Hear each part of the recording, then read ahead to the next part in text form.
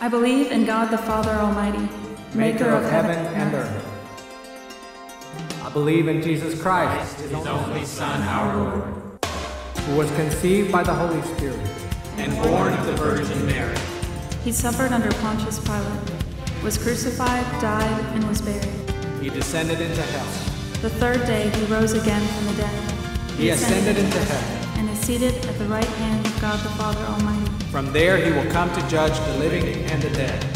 I believe in the Holy Spirit, the Holy Catholic Church, the communion of saints, the forgiveness of sins, the resurrection of the body, and the life everlasting. Amen.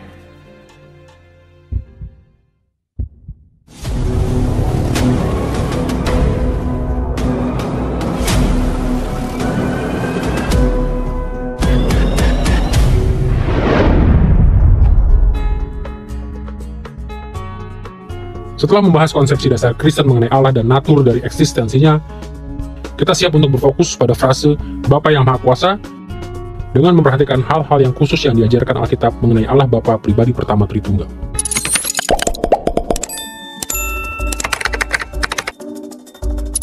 Pembahasan kita tentang Bapa yang Maha Kuasa akan terbagi dalam 4 bagian. Pertama, kita akan melihat bagaimana nama Bapa digunakan untuk Allah dalam kitab suci. Kedua, kita akan membahas pribadi Allah Bapa dalam konteks Tritunggal.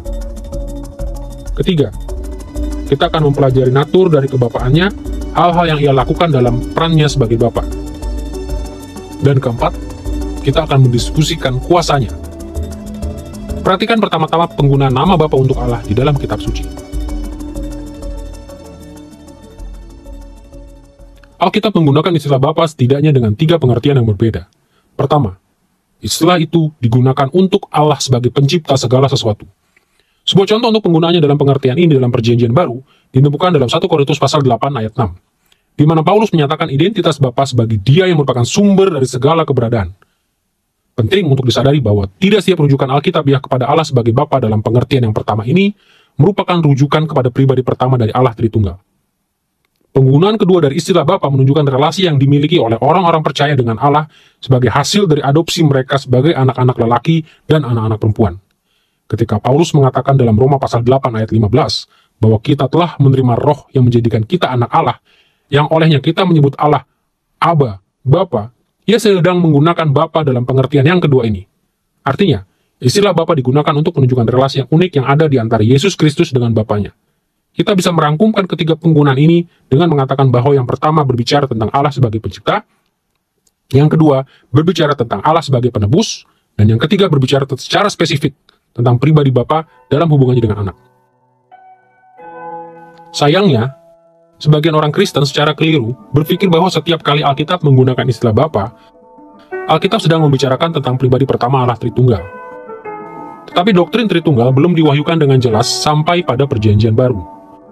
Ada petunjuk-petunjuk mengenai hal itu di sana-sini dalam Perjanjian Lama, yang mungkin mengindikasikan semacam kesadaran tentang pluralitas di dalam Allah Tritunggal. Tetapi Perjanjian Lama banyak sekali menekankan keesaan Allah. Jadi ketika Allah disebut Bapa dalam Perjanjian Lama, rujukannya adalah kepada Allah Tritunggal secara keseluruhan, bukan hanya kepada satu pribadi. Dalam pengertian tertentu, penggunaan kata Bapa memang menekankan pribadi Bapa. Tetapi penting untuk diingat bahwa sebelum adanya wahyu yang jelas dalam Perjanjian Baru mengenai ketiga pribadi Allah, semua istilah yang digunakan untuk Allah, termasuk nama Bapa, berlaku dalam batas tertentu untuk Allah Tritunggal, secara keseluruhan. Istilah Bapa merujuk kepada seluruh Allah Tritunggal dalam nas-nas seperti Ulangan pasal 32 ayat 6, dan Yesaya pasal 63 ayat 16, dan Yesaya pasal 64 ayat 8. Untuk mengilustrasikannya, mari kita melihat pada satu contoh penggunaan Bapa dalam pengertian ini dalam Perjanjian Lama. Di dalam Maliaki pasal 2 ayat 10, sang Nabi mengajukan pertanyaan-pertanyaan ini. Bukankah kita sekalian mempunyai satu Bapa? Bukankah satu Allah menciptakan kita? Di sini Allah Tritunggal, termasuk Bapa, Anak, dan Roh Kudus, dinyatakan sebagai Bapa, karena seluruh Allah Tritunggal berpartisipasi dalam penciptaan umat manusia. Perjanjian Baru menyatakan dengan jelas bahwa Bapa, Anak, dan Roh Kudus masing-masing memainkan peran yang agak berbeda. Tetapi nas Perjanjian Lama ini tidak membuat perbedaan-perbedaan semacam ini di antara pribadi-pribadi Allah. Sebaliknya, nas ini mengenakan nama Bapa kepada ketiga pribadi itu secara kolektif, karena peran mereka dalam penciptaan.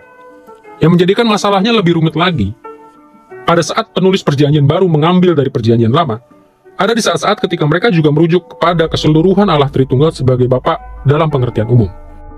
Sebagai contoh, ada kemungkinan keseluruhan Allah Tritunggal digambarkan sebagai Bapa dalam Matius pasal 5 ayat 45 dan pasal 6 ayat 6 sampai 18, dan di dalam Kisah Para Rasul pasal 17 ayat 24 sampai 29. Dalam nas-nas itu, keseluruhan Allah Tritunggal disebut Bapa karena berbagai alasan. Kadang-kadang alasannya adalah karena keseluruhan Allah Tritunggal berpartisipasi dalam menciptakan dunia. Di saat yang lain, alasannya adalah karena ketiga pribadi Allah tersebut merupakan standar etika yang harus kita ikuti. Sekali lagi, mari kita memperhatikan satu ayat saja untuk mengilustrasikannya.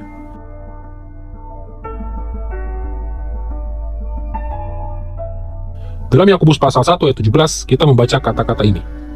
Setiap pemberian yang baik dan setiap anugerah yang sempurna datangnya dari atas, diturunkan dari Bapa segala terang. Sebelum ayat ini, Yakobus memberikan argumen bahwa karakter Allah itu murni secara etika. Jadi maksud perkataannya di sini adalah bahwa segala sesuatu yang berasal dari Allah itu baik, dan segala sesuatu yang baik berasal dari Allah. Karena hal-hal yang baik berasal dari seluruh pribadi Allah Tritunggal, para penafsir Kristen sering melihat ayat ini sebagai suatu rujukan kepada keseluruhan Allah Tritunggal. Sekali lagi, seperti dalam Perjanjian Lama, masuk akal jika kita melihat penekanan pada pribadi Bapa di sini. Tetapi penting untuk ditegaskan bahwa Anak dan Roh Kudus juga menyediakan pemberian-pemberian yang baik untuk kita. Walaupun begitu, jelas juga bahwa kitab suci menggunakan kata Bapa dalam pengertian lain untuk merujuk kepada suatu pribadi Tritunggal yang berbeda, dengan Anak dan Roh Kudus. Kita melihat hal ini dalam Yohanes pasal 1 ayat 14, ayat 18, Yohanes pasal 5 ayat 17 sampai 26, Galatia pasal 4 ayat 6, 2 Petrus pasal 1 ayat 17.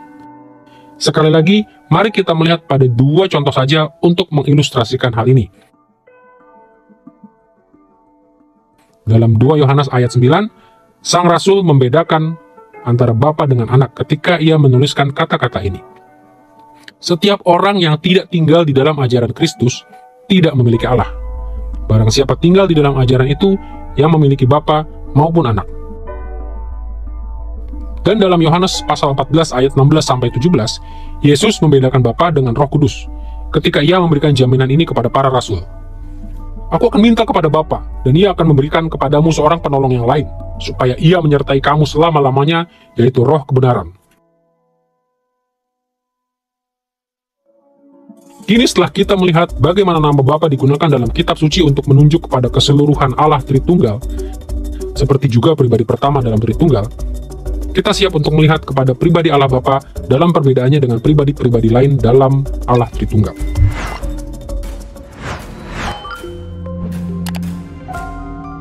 Asosiasi Bapa dengan Anak dan Roh Kudus dapat dijelaskan dalam beberapa cara. Tetapi di dalam sejarah teologi, dua perspektif khusus mengenai Tritunggal telah muncul ke permukaan.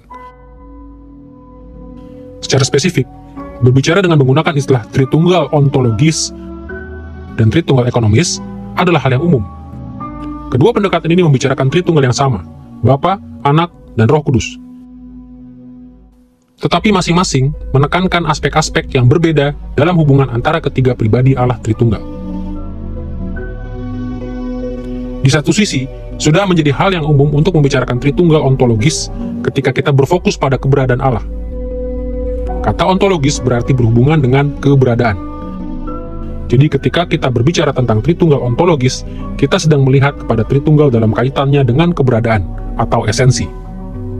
Kita sedang memikirkan bagaimana ketiga pribadi Tritunggal itu terintegrasi satu sama lain dan bagaimana ketiganya memiliki esensi tunggal yang sama. Dari perspektif ontologi, ketiga pribadi Allah bersifat tidak terbatas, kekal, dan tidak berubah. Dan masing-masing memiliki atribut-atribut ilahi esensial yang sama secara hikmat, kuasa, kekudusan, keadilan, kebaikan, dan kebenaran. Di sisi lain, kita biasanya mengatakan bahwa kita sedang berbicara tentang Tritunggal ekonomis ketika kita memikirkan bagaimana pribadi-pribadi Allah saling berinteraksi. Bagaimana mereka berelasi satu sama lain sebagai pribadi-pribadi individual. Kata ekonomis berarti berhubungan dengan manajemen rumah tangga. Jadi ketika kami berbicara tentang aspek-aspek ekonomis dari Tritunggal, kami sedang menguraikan bagaimana Bapa, Anak, dan Roh Kudus berelasi satu sama lain sebagai kepribadian-kepribadian individual yang berbeda. Ketika kita memandang Tritunggal dari sudut pandang ekonomis, setiap pribadi memiliki tanggung jawab yang berbeda, level otoritas yang berbeda, dan pemberian peran yang berbeda dengan tugas-tugas yang berbeda yang harus dilakukan. Bapa, Anak, dan Roh Kudus terlibat dalam percakapan bersama. Mereka membuat kesepakatan bersama, mereka bertindak terhadap satu sama lain, dan mereka berinteraksi dengan banyak cara lainnya. Dari perspektif ontologis maupun ekonomis, Bapa dikatakan sebagai pribadi yang pertama. Bapa disebut pribadi yang pertama dari Tritunggal ontologis, karena Anak dilahirkan dari Bapa, dan Roh Kudus dikatakan keluar dari Bapa.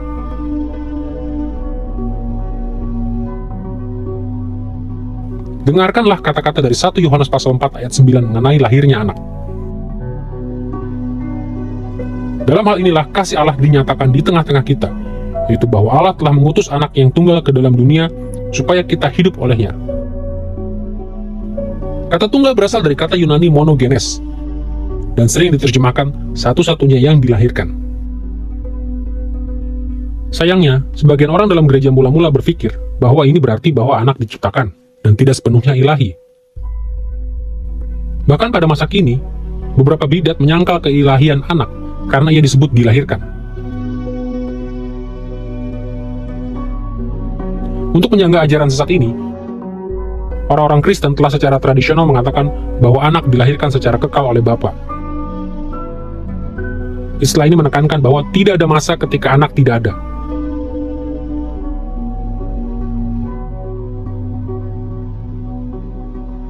Dengarkanlah bagaimana Yesus berbicara tentang prosesi Roh Kudus dalam Yohanes pasal 15 ayat 26. Jikalau penghibur yang akan kuutus dari Bapa datang, yaitu Roh kebenaran yang keluar dari Bapa, ia akan bersaksi tentang Aku.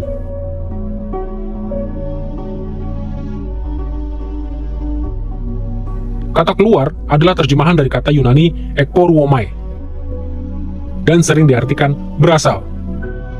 Secara tradisional, ayat ini telah dianggap merujuk kepada sumber eksistensi Roh Kudus.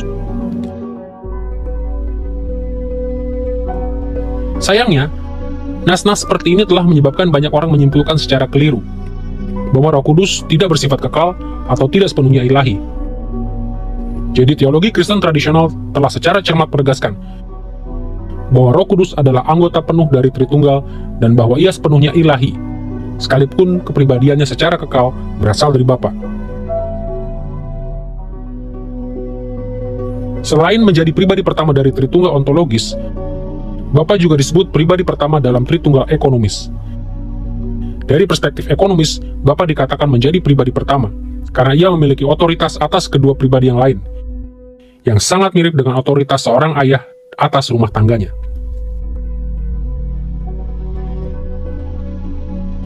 Kita melihat otoritas Bapa atas anak dalam banyak cara. Sebagai contoh, anak melakukan kehendak Bapa seperti yang kita pelajari dalam Yohanes pasal 6 ayat 40. Dan anak memperoleh otoritasnya dan kerajaannya dari Bapa menurut nas-nas seperti Efesus pasal 1 ayat 20-22. Bahkan kitab suci berulang kali menyatakan kepada kita bahwa kedudukan anak sebagai raja berada di bawah kedudukan Bapa sebagai raja.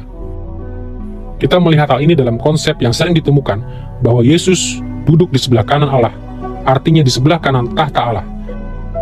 Seperti dalam Mazmur 110 ayat 1 dan Ibrani pasal 1 ayat 3. Yang pasti, sebelah kanan Allah adalah tempat kehormatan dan kuasa. Tetapi itu bukan tempat dari tahta itu sendiri. Dan pada akhirnya anak akan menyerahkan kerajaannya kepada Bapa, seperti yang diajarkan oleh Paulus dalam 1 Korintus pasal 15 ayat 24. Singkatnya, di dalam Tritunggal ekonomis, Bapa memiliki otoritas terhadap anak. Pertanyaan tentang relasi antara Bapa dengan anak dan tentang bagaimana semua otoritas dijalankan adalah sebuah pertanyaan yang kompleks. Tetapi ya, hal itu benar-benar berkaitan dengan perbedaan antara peran yang dimainkan oleh Bapa dan anak di dalam Tritunggal. Dan fakta bahwa di dalam perannya, sang anak secara sukarela menempatkan dirinya di bawah Bapa. Ia datang ke bumi untuk menaklukkan dirinya kepada kehendak Bapa, dan Bapa menjalankan semua otoritas. Tetapi pada saat yang sama, hubungan-hubungan ini adalah hubungan kasih yang di dalamnya Bapa mengasihi anak, dan anak mengasihi Bapa. Dan keduanya berusaha untuk menyenangkan dan meninggikan satu sama lain di dalam Tritunggal. Jadi kita dapat katakan tidak perlu memilah-milah perbedaan di antara peran-peran yang dimainkan oleh keduanya dan hubungan kasih yang dinikmati oleh keduanya. Sebagaimana Bapa memiliki otoritas atas anak, Bapa juga memiliki otoritas atas Roh Kudus. Sebagai contoh, kita seringkali mendengar bahwa Bapa lah yang mengutus Roh Kudus. Seperti dalam Lukas pasal 11 ayat 13 atau Efesus pasal 1 ayat 17. Kita juga belajar bahwa Bapa lah yang memberi kuasa kepada anak dengan Roh Kudus dalam Kisah Para Rasul pasal 10 ayat 38. Di seluruh kitab suci, Roh Kudus adalah wakil Bapa di dalam dunia yang diperintahkan oleh Bapa untuk melaksanakan kehendaknya. Di dalam Tritunggal ekonomis, Bapa memiliki otoritas atas Roh Kudus, sama seperti Ia memiliki otoritas atas anak. The Father's authority is always an authority of love. Otoritas Bapa selalu merupakan otoritas kasih. Otoritas Bapa adalah otoritas yang mengasihi anak, yang ingin agar anak dimuliakan. Sama seperti anak ingin agar Bapa dimuliakan. Dan akhirnya, jika mereka sama-sama memiliki hati yang mengasihi, Bapa, Anak, dan Roh Kudus, maka konsep bahwa akan ada sesuatu pertentangan kehendak antara Bapa, Anak, dan Roh Kudus menjadi semacam lelucon.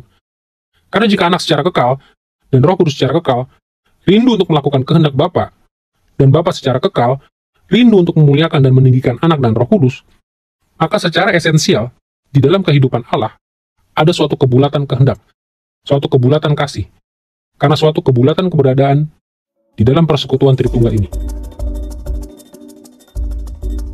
Dengan pengertian ini, yaitu bagaimana nama Bapa digunakan dalam kitab suci, dan mengenai pribadi Allah Bapa, kita siap untuk mempelajari natur dari kebapaannya atas ciptaan dan umat manusia.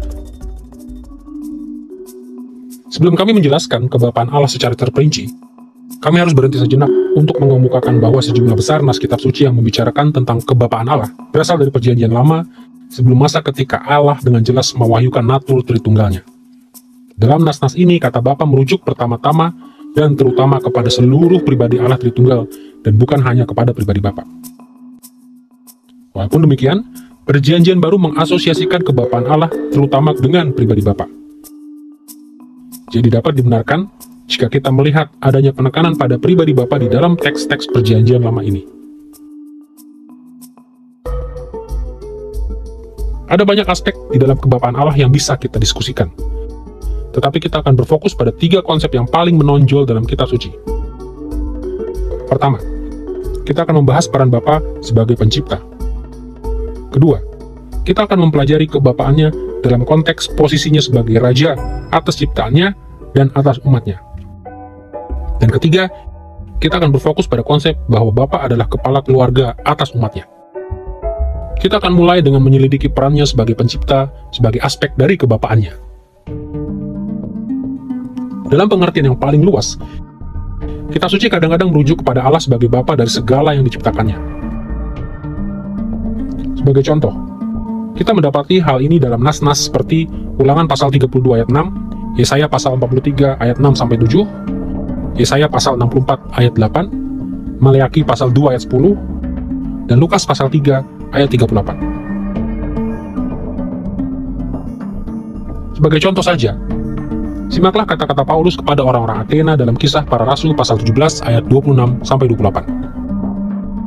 Dari satu orang saja, ia telah menjadikan semua bangsa dan umat manusia untuk mendiami seluruh muka bumi, dan ia telah menentukan musim-musim bagi mereka dan batas-batas kediaman mereka. Seperti yang telah juga dikatakan oleh pujangga-pujanggamu, sebab kita ini dari keturunan Allah juga. Di sini Paulus mengutip para pujangga-pujangga kafir yaitu Kleantes dan Aratus, yang telah mengatakan bahwa Zeus adalah bapa dari umat manusia karena ia telah menciptakan mereka. Tentu saja Paulus menegaskan bahwa Allah Alkitab adalah pencipta yang sesungguhnya, bukan Zeus. Tetapi Paulus juga mengakui konsep bahwa menciptakan sesuatu berarti menjadi bapa dari ciptaan tersebut. Alkitab telah ditulis dalam bahasa manusia. Relasi kita sebagai manusia dengan Allah sebagai pencipta sering digambarkan dalam pengertian relasi antara seorang bapa dengan anak-anaknya. Dalam konteks ini, kebapaan Allah mewakili asal-usul kita dan otoritasnya. Sama seperti para bapa manusia bersabar terhadap anak-anaknya, kebapaan Allah secara umum terhadap ciptaan memotivasinya untuk menunjukkan kesabaran yang sangat besar terhadap dunia kita yang sudah jatuh ke dalam dosa, dan secara khusus terhadap umat manusia yang sudah berdosa. Bukan berarti bahwa ia akan selalu menahan penghakiman dari ciptaan, tetapi hal ini menjelaskan mengapa ia tidak mudah marah dan mudah menunjukkan belas kasihan. Seperti yang kita baca dalam Mazmur pasal 145 ayat 8-9. Tuhan itu pengasih dan penyayang, panjang sabar dan besar kasih setianya. Tuhan itu baik kepada semua orang dan penuh rahmat terhadap segala yang dijadikannya.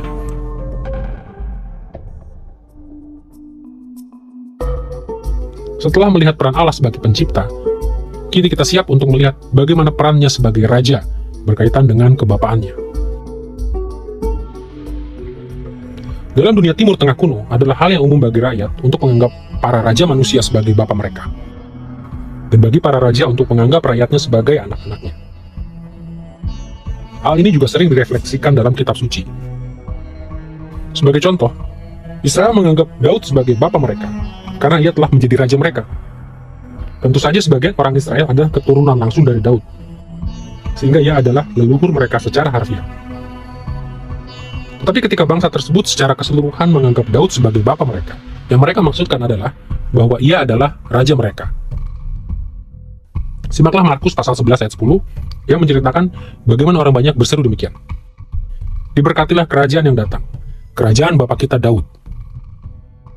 Di sini kebapaan Daud atas Israel secara eksplisit dihubungkan dengan kedudukannya sebagai raja. Sama halnya dalam Kisah Para Rasul pasal 4 ayat 25-26, jemaat memuji Allah dengan kata-kata ini. Dan oleh Roh Kudus dengan perantaran hamba-Mu Daud, bapa kami, Engkau telah berfirman, mengapa rusuh bangsa-bangsa, mengapa suku-suku bangsa mereka reka perkara yang sia-sia.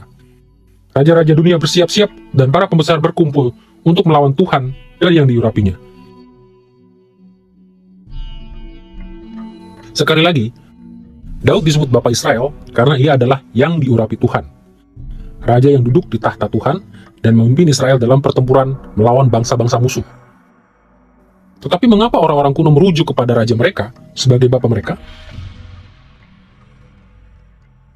Raja-raja dunia kuno menyebut diri mereka bapa karena mereka menggambarkan diri mereka secara paternalistik. Maksudnya, mereka memperhatikan rakyat mereka, memenuhi kebutuhan mereka, melindungi mereka, dan hal-hal semacam itu. Nah, dalam kenyataannya, kebanyakan dari hal-hal itu hanya merupakan propaganda. Karena raja-raja dalam dunia kuno, kebanyakan melayani diri mereka, dan bukan melayani rakyat mereka. Tetapi pada saat yang sama, ketika Allah menyatakan dirinya kepada Israel, ia menggunakan cara berpikir yang umum ini, yang menganggap raja sebagai bapa. Dan di dalam kasus Allah yang menjadi bapa kita, bapa rajawi kita, bapa agung kita, ini bukanlah propaganda, melainkan sebuah kebenaran.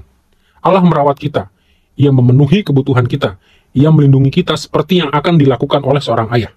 Jadi dia adalah bapa dari seluruh daerah kekuasaannya, bapa dari kerajaannya. Dan sama seperti para raja manusia disebut sebagai bapa dari bangsa mereka, Allah disebut bapa, karena ia adalah raja yang agung, yang memerintah atas semua raja di dunia. Dan karena ia langsung memerintah atas bangsa pilihannya, yaitu Israel.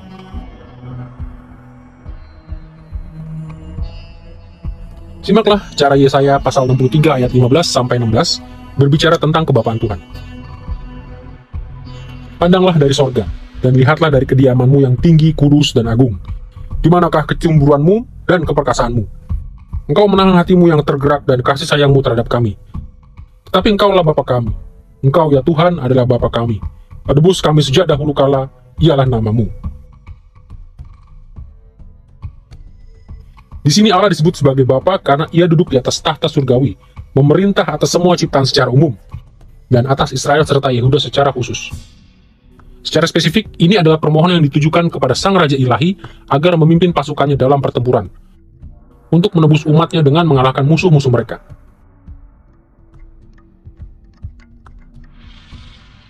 Mengetahui bahwa Raja Ilahi kita menjaga kita dengan cara yang sama seperti seorang bapa menjaga anak-anaknya, seharusnya memberikan kepada kita keyakinan dan penghiburan yang besar. Dengan kekuatan sendiri, kita tidak sanggup bertahan menghadapi kefasikan dunia ini. Tetapi Raja Ilahi kita mengasihi kita seperti seorang ayah, dan siap sedia menolong kita.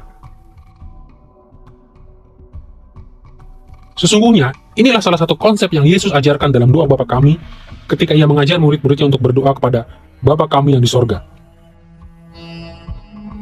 Dalam permohonan ini, dalam doa Bapa kami, Allah diakui sebagai Bapa kita di dalam sorga. Dan di seluruh Alkitab, gambaran tentang sorga itu sama. Surga adalah ruang tahta Allah, tempat di mana ia duduk dan memerintah sebagai Raja. Jadi ketika Yesus menyuruh murid-muridnya untuk berdoa, Bapa kami yang di sorga, yang ia masukkan adalah agar mereka berdoa kepada Allah sebagai Bapa Rajawi mereka, Raja Ilahi yang bertahta di dalam sorga. Keyakinan kita bahwa Allah akan memberikan kepada kita makanan kita sehari-hari, mengampuni dosa-dosa kita, menjaga kita dari pencobaan, dan menyelamatkan kita dari si jahat, didasarkan kepada fakta bahwa sebagai Raja kita yang penuh kasih, ia memiliki kuasa dan keinginan untuk melakukan hal-hal ini. Dengan berbekal pengertian tentang Allah sebagai pencipta dan Raja ini, kita siap untuk memikirkan perannya sebagai kepala keluarga sebagai aspek dari kebapaannya. Salah satu hal yang menarik bagi saya adalah bahwa teologi selalu memiliki implikasi-implikasi pastoral. Apa yang kita percayai turut menentukan akan menjadi seperti apakah diri kita. Dan hal ini benar dalam kaitannya dengan Allah Bapa. Saya rasa hal ini berlaku untuk dua macam orang. Bagi mereka yang memiliki ayah yang baik, dan bagi mereka yang tidak. Saya beruntung memiliki seorang ayah yang baik, sehingga saya tidak pernah mengalami kesulitan untuk berpikir tentang Allah sebagai Bapa surgawi saya. Segala sesuatu yang dikatakan dan dilakukan oleh ayah saya kepada saya, dan cara kami berelasi terhadap satu sama lain, sangat-sangat penting, dan memberikan kepada saya pengertian yang sangat positif mengenai Allah Bapa. Tetapi selama bertahun-tahun, saya telah menjumpai dan melayani orang-orang yang menganggap bahasa kebapaan itu sangat negatif, sangat menyusahkan, sangat sulit. Tetapi saya ingat, pada suatu hari saya pernah melayani salah seorang mahasiswi saya yang menggambarkan kepada saya dengan mengatakan bahwa bagi saya, Allah menjadi Bapa yang tidak pernah saya miliki. Dan karena itu saya rasa ketika kita mempelajari tentang kebapaan Allah, bahkan dari keadaan yang berkekurangan, kita mulai mempelajari bahwa hati Allah adalah hati yang condong kepada kita tanpa bergantung pada apakah kita benar-benar sudah pernah memiliki pengalaman itu dengan Bapa kita di dunia. Semua orang mengenal dengan baik konsep tentang seorang kepala keluarga. Biasanya seorang kepala keluarga adalah orang tua, kakek nenek, atau kerabat lain yang memimpin dan membuat keputusan-keputusan untuk keluarga atau rumah tangga tersebut. Nah, kitab suci sering menggambarkan relasi Allah dengan umatnya dengan istilah-istilah yang persis sama. Kadang-kadang dalam perjanjian lama, kita menangkap kilasan-kilasan tentang Allah sebagai kepala keluarga umat manusia. Sebagai contoh, dalam Kejadian pasal 5 ayat 1-3, Musa menggambarkan relasi Allah dengan Adam dengan cara yang sama seperti ia menggambarkan relasi Adam dengan putranya Set. Namun yang lebih sering terjadi dalam perjanjian lama, Allah dilukiskan sebagai kepala keluarga dari bangsa Israel. Kita melihat hal ini dalam perhatian yang ditujukannya kepada umatnya di dalam ayat-ayat seperti Ulangan pasal 1 ayat 31, Mazmur pasal 103 ayat 13, dan Amsal pasal 3 ayat 12. Sebagai satu contoh saja, perhatikan kata-kata Tuhan dalam Hosea pasal 11 ayat 1. Ketika Israel masih muda, kukasihi dia, dan dari Mesir, kupanggil anakku itu. Di sini Tuhan menggambarkan dirinya sebagai orang tua yang telah mengasihi bangsa Israel sejak masa kecilnya. Kita juga mendapati Allah digambarkan sebagai kepala keluarga Israel dalam Bilangan pasal 12 ayat 7, di mana Tuhan menyebut Musa demikian. Hambaku Musa, ia diberikan kepercayaan atas segenap rumahku. Kata yang diterjemahkan rumah adalah istilah Ibrani bayit. Kata itu merupakan kata umum yang merujuk bukan hanya kepada suatu bangunan rumah, melainkan juga kepada orang-orang yang tinggal di dalam bangunan itu. Di sini Musa digambarkan sebagai seorang anak atau hamba yang memerintah atas orang-orang dan atas harta benda yang dimiliki oleh sang kepala keluarga, yang mengimplikasikan bahwa Allah adalah kepala keluarga dari bangsa Israel. Tentu saja, deskripsi tentang Allah sebagai kepala keluarga umatnya juga diteruskan sampai kepada perjanjian baru, dalam Matius pasal 7 ayat 9 sampai 11 dan Lukas pasal 11 ayat 11 sampai 13, Yesus mengajarkan bahwa Bapa menjawab doa-doa kita dengan cara yang sama seperti para bapa manusia memenuhi kebutuhan anak-anak mereka. Dalam Yohanes pasal 1 ayat 12 sampai 13, seperti halnya dalam 1 Yohanes pasal 2 ayat 29 dan pasal 3 ayat 1, kita belajar bahwa Bapa mengasihi kita karena kita telah dilahirkan ke dalam keluarganya. Dan dalam Ibrani pasal 12 ayat 5 sampai 10, kita membaca bahwa Tuhan mendisiplin kita demi kebaikan kita sendiri, dengan cara yang sama seperti seorang bapa manusia mendisiplin anak-anaknya. Dan dalam nas-nas seperti 1 Timotius pasal 3 ayat 15, dan 1 Petrus 4 ayat 17, gereja dianggap sebagai rumah tangga dan keluarga Allah. Saya percaya ada implikasi-implikasi pastoral yang dahsyat dari kebapaan Allah. Saya rasa salah satu hal yang langsung terlihat adalah Allah adalah Bapa. Maksud saya, itu merupakan suatu pandangan yang dahsyat tentang seperti apakah Bapa itu, seperti apakah Allah itu di dalam kitab suci. Jadi kita melihat dari awalnya bahwa keluarga pastilah sangat-sangat penting bagi Allah. Dan saya percaya bahwa sejak Ulangan pasal 6, ketika Tuhan berkata, "Dengarlah, beginilah aku akan meneruskan Taurat dan kasih Allah." Hal itu akan terjadi melalui keluarga. Itu akan terjadi saat orang tua melibatkan diri, saat kehidupan mereka bergesekan dengan kehidupan anak-anak. Jelaslah, hal-hal yang luar biasa dikerjakan di sana. Keluarga sangat penting bagi Allah. Saya rasa Anda juga melihat ke bawah, dan Anda melihat bahwa para bapak sangat penting bagi keluarga. Dan implikasi-implikasi pastoralnya di sana, Anda bisa melihatnya di seluruh dunia. Di mana para bapak itu kuat, Anda memiliki kebudayaan yang kuat. Di mana para bapak menjadi lemah di dalam kebudayaan, lemah di dalam lingkup kebudayaan, Anda memiliki suatu dinamika yang lemah, yang sama sekali tidak bisa digantikan oleh peran ibu. Kita membutuhkan para ibu yang kuat, itu sudah pasti.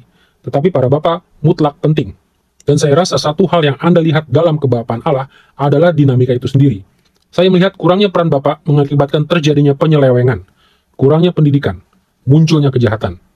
Jadi seluruh persoalan tentang disfungsi ini di seluruh bagian kebudayaan terjadi ketika Anda memiliki suatu konsep kebapaan yang lemah, dan hal itu akan terjadi ketika Anda memiliki suatu konsep yang lemah tentang Allah sebagai Bapa.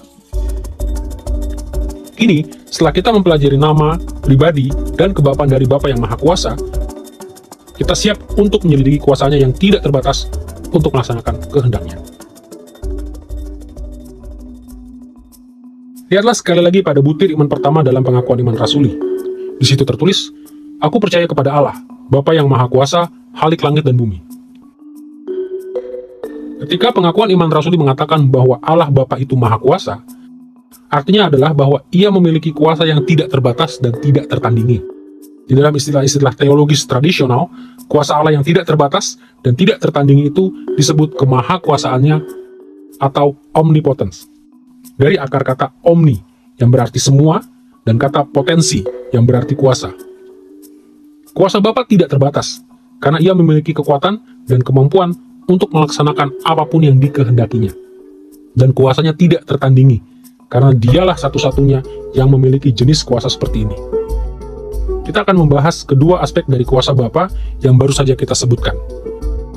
Fakta bahwa kuasa tersebut tidak terbatas, dan fakta bahwa kuasa tersebut tidak tertandingi. Mari kita mulai dengan natur kuasanya yang tidak terbatas. Kitab suci menggambarkan Bapa sebagai Bapa yang memiliki kuasa untuk melakukan apa saja yang dikehendakinya. Dan kitab suci menunjukkan kuasa yang tidak terbatas ini dengan banyak cara yang berbeda. Dia dikatakan memiliki kuasa untuk menciptakan alam semesta dan untuk membinasakannya. Dia dikatakan memiliki kuasa untuk mengendalikan cuaca, untuk mengalahkan musuh-musuhnya dalam pertempuran, untuk memerintah dan mengendalikan pemerintahan manusia, untuk melakukan mujizat-mujizat yang hebat, dan untuk menyelamatkan umatnya. Simaklah bagaimana Nabi Yeremia menggambarkan Tuhan dalam Yeremia pasal 10 ayat 10-16. Tetapi Tuhan adalah Allah yang benar. Dialah Allah yang hidup dan Raja yang kekal. Bumi goncang karena murkanya, dan bangsa-bangsa tidak tahan akan geramnya. Tuhanlah yang menjadikan bumi dengan kekuatannya, yang menegakkan dunia dengan kebijaksanaannya, dan yang membentangkan langit dengan akal budinya. Apabila Ia memperdengarkan suaranya, menderulah bunyi air di langit. Ia menaikkan kabut awan dari ujung bumi. Ia membuat kilat serta dengan hujan, dan mengeluarkan angin dari perbendaharaannya. Dialah yang membentuk segala-galanya, termasuk Israel, yang adalah suku miliknya. Namanya ialah Tuhan semesta alam. Allah pada akhirnya mengendalikan setiap aspek dari dunia ciptaan. Ia memiliki kuasa untuk melakukan apa saja yang dikehendakinya. Dalam Yesaya pasal 46 ayat 10-11, Tuhan sendiri merangkumkan kuasanya demikian. Keputusanku akan sampai, dan segala kehendakku akan kulaksanakan. Aku telah mengatakannya, maka aku hendak melangsungkannya. Aku telah merencanakannya, maka aku hendak melaksanakannya. Kemahakuasaan Allah merupakan sebuah pengingat yang baik bagi kita sebagai orang-orang percaya, bahwa ketika dunia seolah berputar tanpa terkendali, rasanya seakan-akan dunia sedang turun ke dalam kekacauan. Tetapi kenyataannya tidak seperti itu. Allah tidak bisa dibatasi oleh sumber atau kuasa lain yang melebihi kuasanya. Dunia ini, seperti apapun juga kelihatannya, bukannya berputar tanpa terkendali. Allah itu berdaulat. Kita bisa memiliki keyakinan bahwa Ia tidak dikalahkan. Dan hal itu memberi kita kekuatan untuk berjalan dengan iman pada saat-saat yang kelihatannya misterius bagi perspektif kita yang terbatas. Ketika kita tidak melihat semua yang Allah lihat, adalah baik untuk mengetahui bahwa kendali Allah atau kuasa Allah itu tidak dirampas darinya di luar kehendaknya.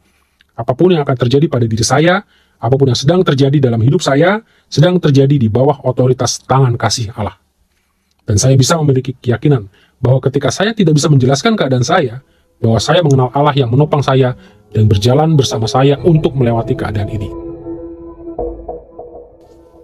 Di sepanjang Alkitab, kitab suci biasanya menunjuk kepada penebusan Allah bagi umatnya sebagai demonstrasi yang ideal dari kuasanya.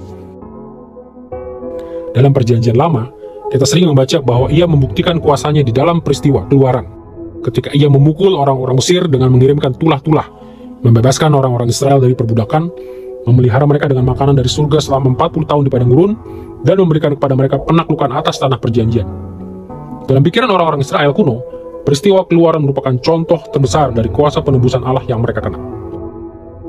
Kita menemukan rujukan-rujukan kepada kuasa Allah dalam peristiwa Keluaran di seluruh kitab-kitab Taurat. Di dalam nas-nas seperti Keluaran pasal 14 ayat 31, Bilangan pasal 14 ayat 13, dan Ulangan pasal 9 ayat 26-29. Kita juga melihat tema ini di dalam setiap bagian lainnya dalam Perjanjian Lama.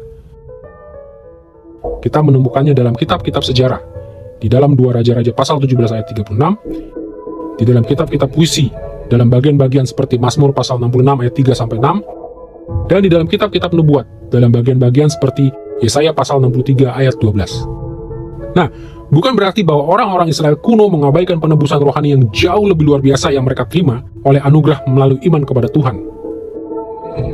Sangat valid jika mereka mengatakan hal seperti, aku percaya kepada kuasa Allah dengan iman.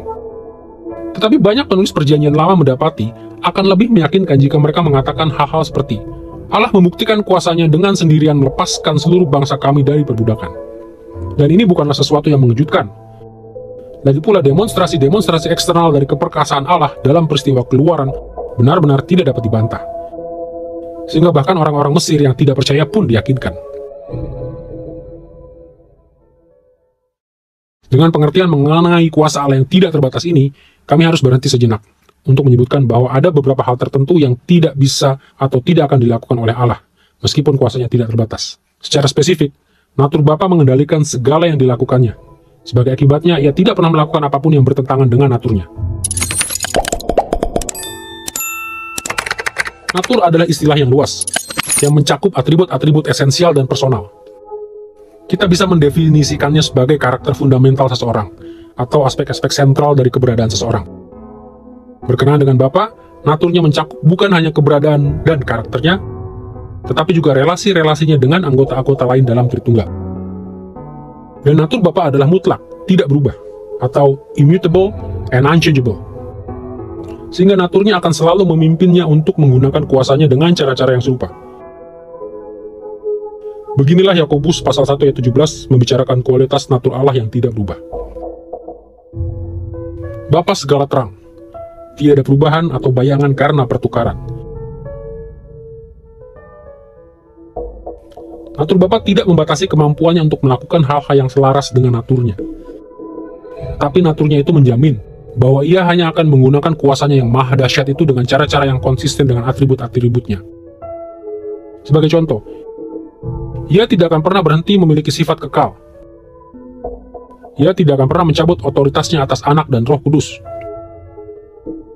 Ia tidak akan pernah melakukan hal apapun yang berdosa. Dan Ia akan selalu menepati janji-janjinya.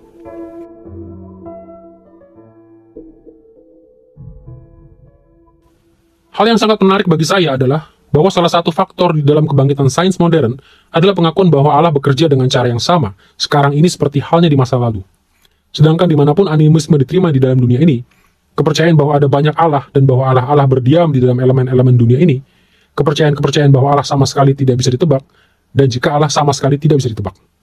Anda tidak bisa mempelajari dunia ini karena Anda tidak tahu apakah dunia ini akan menunjukkan tindakan yang sama besok seperti tindakannya pada hari ini. Tetapi jika Allah tidak berubah, maka sesungguhnya Anda dapat pergi keluar dan mempelajari dunia ini dan memahami bagaimana Allah telah menjadikannya dan bagaimana cara kerjanya. Dan justru kepercayaan kepada ketidakberubahan Allah tersebut secara spesifik memberi peluang bagi kebangkitan sains modern. Sebagaimana kepercayaan itu memberi peluang bagi kebangkitan sains modern, kepercayaan itu juga memberikan jaminan dan penghiburan serta damai sejahtera kepada orang Kristen di tengah situasi-situasi yang tidak menentu. Karena kita tidak perlu mengerti semuanya. Kita tidak perlu mengetahui apa yang akan segera terjadi. Yang perlu kita ketahui adalah bahwa Allah kita sepenuhnya cukup untuk menghadapi tantangan apapun yang kita hadapi, dan bahwa Ia dapat dipastikan akan menangani situasi itu dengan cara yang sama seperti yang telah dijanjikannya kepada Daud, kepada Abraham, dan kepada Adam, dan kepada Yesus, dan kepada Paulus, bahwa Ia dapat diandalkan, bahwa Ia setia, bahwa Ia tidak pelin-pelan, bahwa Ia tidak berubah dari hari ke hari, dan Ia memiliki segala kuasa di dalam dirinya untuk menangani setiap keadaan kita. Kini, setelah kita mendiskusikan natur yang tidak terbatas dari kekuasaan Bapa, kita harus beralih kepada kualitas-kualitas kekuasaannya yang tidak tertandingi, dengan mengingat bahwa hanya Allah saja yang maha kuasa. Simaklah bagaimana kuasa Allah yang tidak tertandingi dijelaskan dalam Yesaya pasal 14 ayat 24-27. Tuhan semesta alam telah bersumpah, firman-Nya, "Sesungguhnya seperti yang kumaksud, demikianlah akan terjadi, dan seperti yang kurancang, demikianlah akan terlaksana. Aku akan membinasakan orang Asyur di dalam negeriku, dan menginjak-injak mereka di atas gunungku. Guk yang diletakkan mereka atas umatku akan terbuang, dan demikian juga beban yang ditimpakan mereka atas bahunya.